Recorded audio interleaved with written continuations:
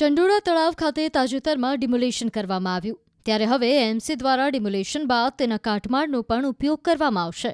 અમદાવાદ મહાનગરપાલિકા કાટમાળનો ઉપયોગ કરીને ફરી એક વખત વેસ્ટમાંથી બેસ્ટ બનાવવાની વાતને ચરિતાર્થ કરશે.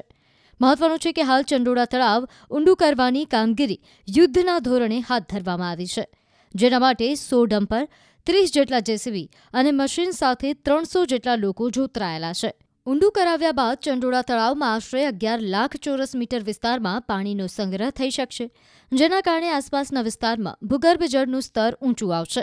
તળાવનું પર્યાવરણની દૃષ્ટિએ અને અન્ય બાબતોને ધ્યાનમાં રાખીને વિકાસ કરવાથી અમદાવાદ શહેર વધુ સ્વચ્છ, આરોગ્યપ્રદ, સલામત અને હરિયાળું તેમજ સુંદર બનશે.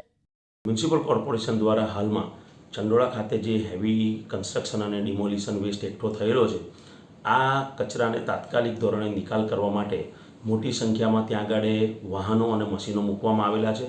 અંદાજે 100 જેટલા ટ્રક વાહનો મૂકી અને 15થી 20 જેટલા મોટા એક્સ્કેવેટર અને જેસીબી મશીનો મૂકી અને આ કચરાનો દૈનિક ધોરણે નિકાલ કરવામાં આવે છે.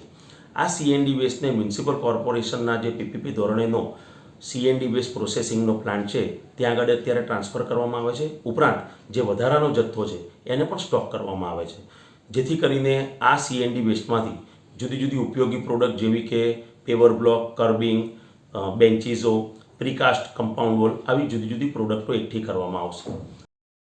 ચંડોળા તળાવ ખાતે તાજેતરમાં ડિમોલેશન કરવામાં આવ્યું, ત્યારે હવે એએમસી દ્વારા ડિમોલેશન બાદ તેના કાટમાળનો પણ ઉપયોગ કરવામાં આવશે.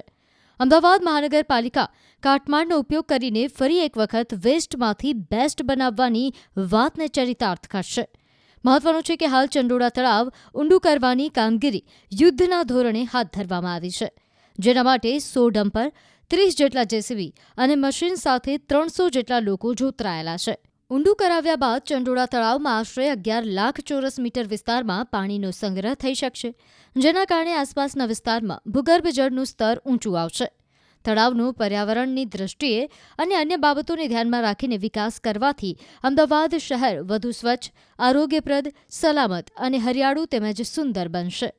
મ્યુનિસિપલ કોર્પોરેશન દ્વારા હાલમાં ચંડોળા ખાતે જે હેવી કન્સ્ટ્રક્શન અને ડિમોલિશન વેસ્ટ એકઠો થયેલો છે, આ કચરાને તાત્કાલિક ધોરણે નિકાલ કરવા માટે મોટી સંખ્યામાં ત્યાં આગળ વાહનો અને મશીનો મૂકવામાં આવેલા છે.